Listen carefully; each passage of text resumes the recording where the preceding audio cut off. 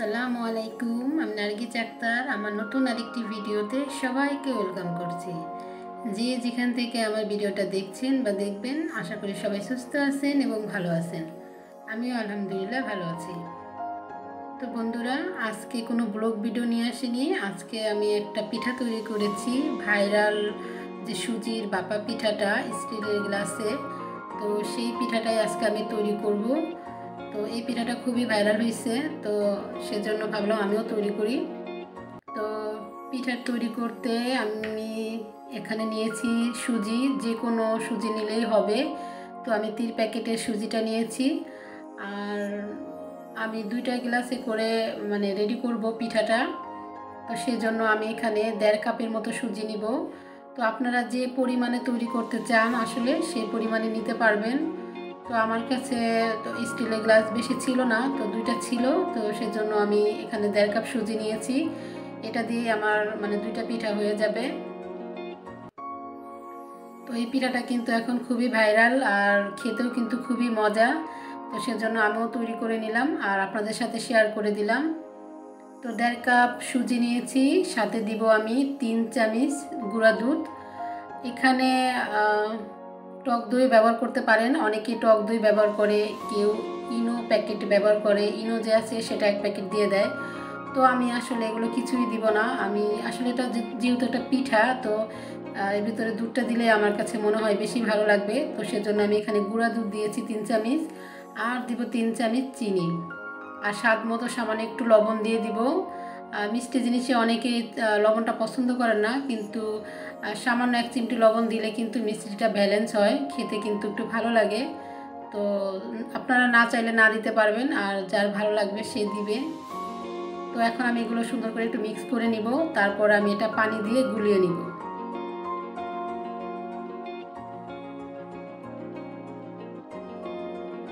চালের গুঁড়ির যে ভাপা পিঠাটা তার থেকে কিন্তু কোনো অংশ কম না, খুবই একটা টেস্ট আছে এই পিঠাটা। তো আপনারা চাইলে, যারা খেয়েছেন তারা তো জানেনই, আর যারা না খেয়েছেন তারা কিন্তু একবার ট্রাই করতে পারেন। আসলে এই পিঠাটা কিন্তু খুবই মজা, তো সেজন্যই আসলে ভাইরাল হয়েছে এই পিঠাটা।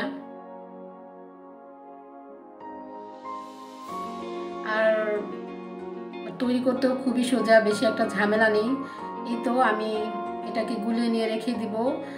যতক্ষণ আমার নারকেলের আর গুড়ের যে পুরটা আমি দিব ভিতরে, সেটা রেডি করতে যতক্ষণ লাগে ততটুকু এটা থাকবে ভিজানো। 15 থেকে 20 মিনিট বা 10 মিনিট এরকম রাখলেও হবে। তো আমি আসলে এটাকে গুলিয়ে রেখে তারপরে আমি যে নারকেলের যে পুরটা তৈরি করব, তো সেখানেই চলে যাব। যত বেশি রাখা হবে তত এই সুজিটা ফুলবে। তো এখানে আমি একটা ফ্রেশ নারকেল নিয়েছি। তো আমার ডিপ ফ্রিজেও নারকেল ছিল, কিন্তু তারপরও আমি ভাবলাম যে ফ্রেশ নারকেল দিয়ে পিঠাটা তৈরি করি। তো এখানে আমি পুরো মিডিয়াম সাইজের একটা নারকেল নিয়েছি, আর এই যে খেজুরের গুড় নিয়েছি।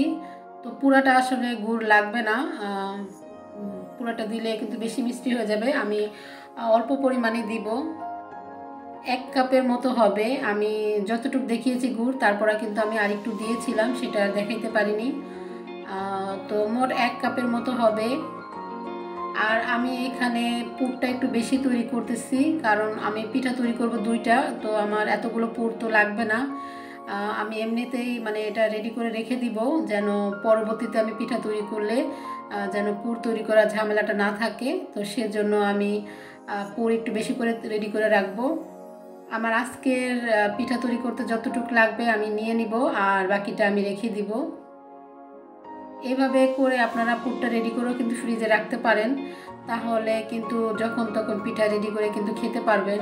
আসলে সব কিছু একসাথে রেডি করে নিয়ে পিঠা তৈরি করতে গেলে একটু ঝামেলার ব্যাপার, তো সেজন্য কিন্তু বেশি এটা খাওয়া হয় না।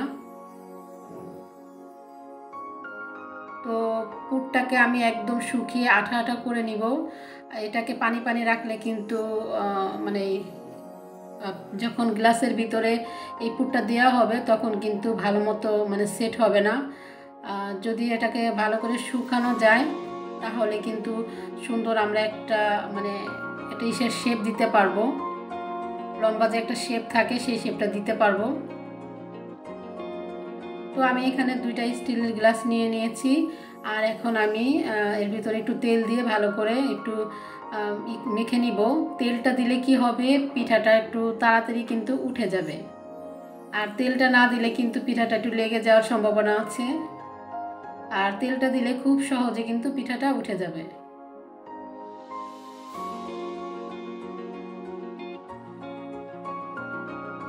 তো এই তো আমি পুরটাকে একটু এই যে লম্বা একটা শেপ দিয়ে নিব, তাহলে কিন্তু মানে সুজির ভিতরে দিতে একটু সুবিধা হবে।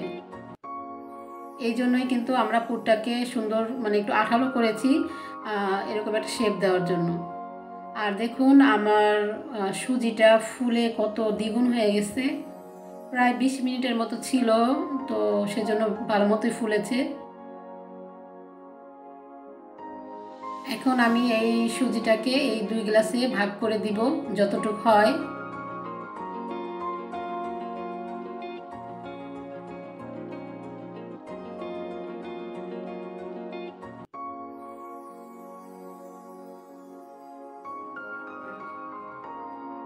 পরে আমি মাছ বরাবর এই যে নারকেলের যে পুরটা রেডি করে রেখেছিলাম লম্বা শেপ দিয়ে, এই শেপটা এখন এই যে মাছ বরাবর দিয়ে দিব। আর একটু উপরে বাড়তি রাখবো, কারণ সুজিটা তো একটু ফুলে উপরে উঠতে পারে, তো সেজন্য আমি একটু উপরে বাড়তি রেখেছি। আর আমি যতটুকু সুজি গুলেছিলাম মানে এতটুকুই হয়েছে।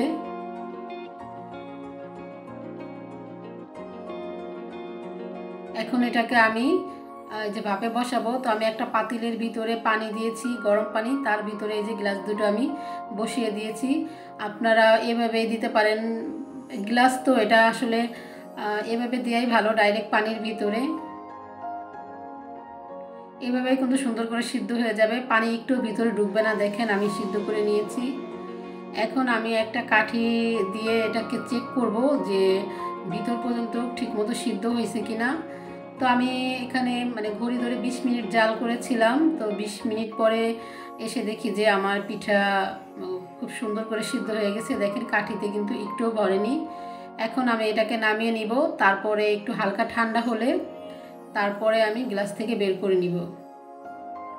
তো এই যে একটু হালকা ঠান্ডা হয়েছে, এখন আমি গ্লাসের ভিতর থেকে বের করে নিব। তার আগে ছুরি দিয়ে একটু মানে সাইডগুলো একটু ছাড়িয়ে নিব। আসলে তেল দেওয়া আছে, তো সেজন্য বেশি একটা ঝামেলা হবে না, সুন্দর করে কিন্তু বের হয়ে যাবে। এই যে দেখেছেন, তেল দেওয়ার কারণে সুন্দর করে কিন্তু বের হয়ে গেছে।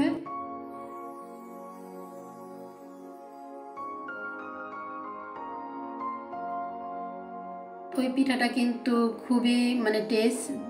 যারা এখনও ট্রাই করেননি আপনারা চাইলে পিঠাটা একটু ট্রাই করতে পারেন। আর আমার রেসিপিটা যদি ভালো লাগে অবশ্যই একটা লাইক দিয়ে দিবেন। আর আমার চ্যানেলটা যদি ভালো লাগে সাবস্ক্রাইব করে পাশে থাকতে পারেন।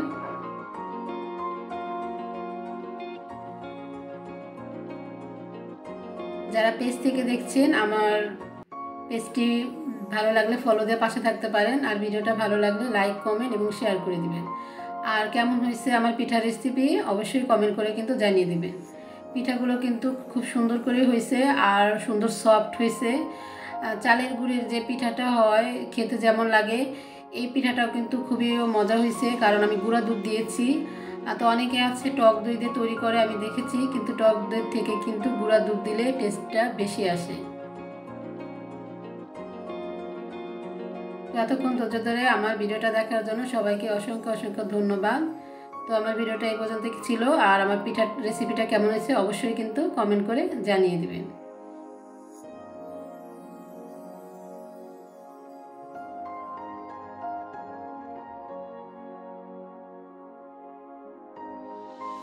সবাই সুস্থ থাকুন, ভালো থাকুন, আল্লাহ হাফেজ।